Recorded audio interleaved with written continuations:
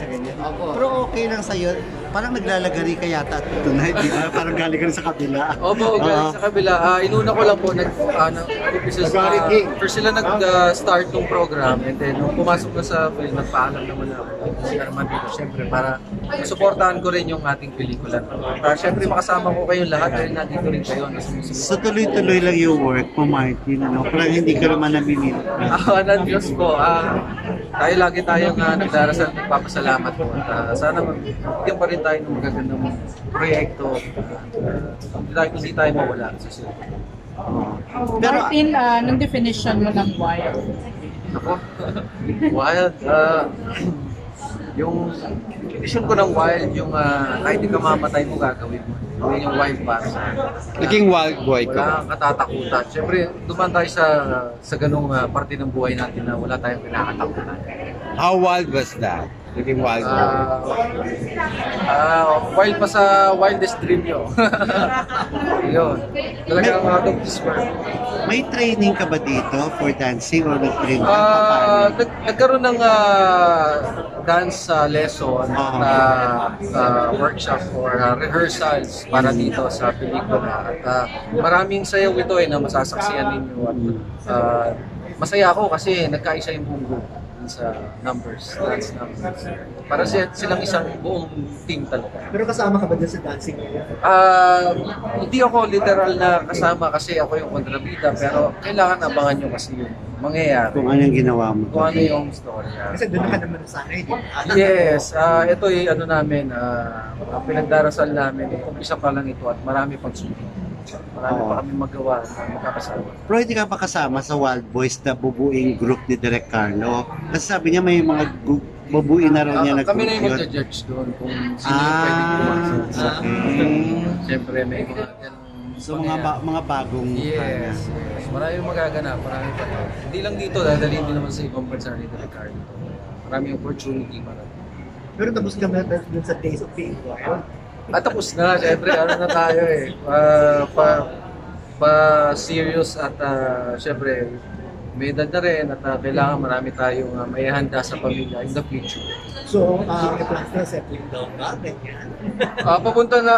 Papunta na rin doon at marami pa tayong ibang inaasikaso sa ibang aspeto ng ating buhay, syempre. Lumalaki naman ang ating mundo, hindi naman tayo para doon, explore tayo sa ibang bagay. Mas malaki yung opportunity. Kumusta si Carlo as direct? Si Direk Carlo, alam mo, marunong kasi siya, alam na niya yung ginagawa niya. Kasi hindi naman ito yung unang pelikula na gawa niya. Nag-award na siya sa ibang bansa, sa mga naunang films niya. At dahil malinaw naman kay Direk at sa akin na lang yung mga gusto niyang mangyari sa pelikula. At pinag-usapan naman namin yung script ng buong at detalyado. Kaya ang bilis ng shooting namin, walang problema. Natuwa ako kay Direk kasi alam niya lahat yung ginagawa niya. Walang delay sure, so kahit ano nangyari na mabigat. May kapwa ka rin starstruck na parang medyo naging wild din nakapag-perform sa isang gay bar na sumayaw. Di ba? Ikaw ba, do you see yourself na pwedeng aabot ka sa ganun? Na ma-request ka? Hindi naman kailangan maghubad, pero yung sasayaw or mag-guest or mag-perform sa isang gay bar. Alam nyo, para sa akin, magandang, hindi naman sa sinasabi kong walang masama doon o walang mabuti, pero tumiming yung issue nila at napag-usapan sila, ibig sabihin, successful nakatulong. Successful yung, hindi ko alam kung gimmick yun o content nila, kasi uso naman na yung mga ganun, di ba? Content na kunwari magkaaway kayo, kunwari. Pero isang magandang idea yung ginawa ni kapatid ko at napag-usapan yun. Ang akin na lang, sana tuloy-tuloy nila, gawa ulit sila ng mga bagong content na issue na gano'n, na wala namang makakasira. Magtulungan na lang. Pero willing ka rin para just for the content? Bayaran niyo ba ako nung wala ka rin ako? Okay naman, may trabaho naman. Oo, kung in a professional way naman. Kaya natin yan. Oo naman. Oo nga.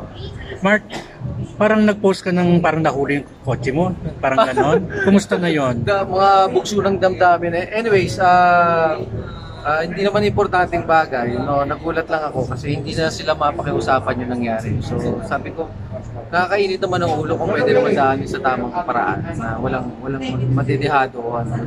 Doon natin gawin kasi Pilipino tayo lahat, in the end, pare-pareho pa rin tayo. Anong ginagawa mo that time na nakaparada yung car? So maaga kasi akong madaling araw na ako umuwi noon. Hindi nagpaalam naman ako sa isang tao, sa isang taga roon na kung pwede tawagin niyo ako kung may magtutuman. Eh hindi naman nila nagawa. So ayoko nang pag-usapan kasi may pagkukulang din yung isang parte. Alam mo yun. Dapat ayusin natin para iwasan natin yung away. Arden, since nabanggit na nga din yun sa car and everything, do you agree ba? Kasi isang usapin din to sa no contact apprehension policy. Ano yung opinion mo? Sa akin, hati. Kasi may nakikita naman akong magandang resulta. Nababawasan yung mga kaguluhan sa kalye na Mga baruban. kamote. Siguro yun yung dapat lang natin iwan sa isip natin yung alalay lang tayo sa pagmamaneho kasi maraming pwedeng mangyari, di ba, yung issue ng tricycle at kotse na resulta na lang ng banggaan sa kabila yun, hindi naman siya pero siya nakulong, di ba? So iwasan natin yung mga ganun. Tamang sumunod tayo sa linya kasi sa ibang bansa parang lahat naman sila sumusunod din. Parang Pinas lang ang medyo nagkakagulat din sa part. So maingat kayo para hindi ka naman sa road rage. Yes.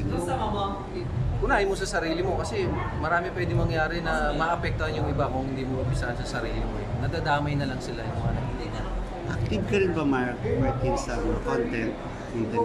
Active ka rin. Gumagawa rin po tayo. Gumagawa ka rin. Kasi, well, eventually baka sasakupin na yan ng MTRCB dahil sa MTRCB na sinasabi. Ano Okay tingin naman. mo dyan na pwedeng i-regulate din ng MTRCB yung mga content ninyo?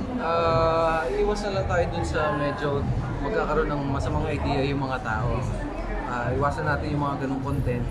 At isa pa yung parang inaaya pa natin sila sa hindi magandang gawain. So, ingat lang. Wholesome na lang yung masarap. Hanggat maaari, wholesome. Hindi alam mo yun, situational na lang.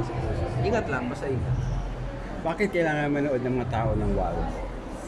Maraming rason. Bakit? Kasi ito ay unang pelikula ng mga magkakaibigang artista na nagtulungan para makapag-put up ng isang pelikula na katulad nito para sa masa.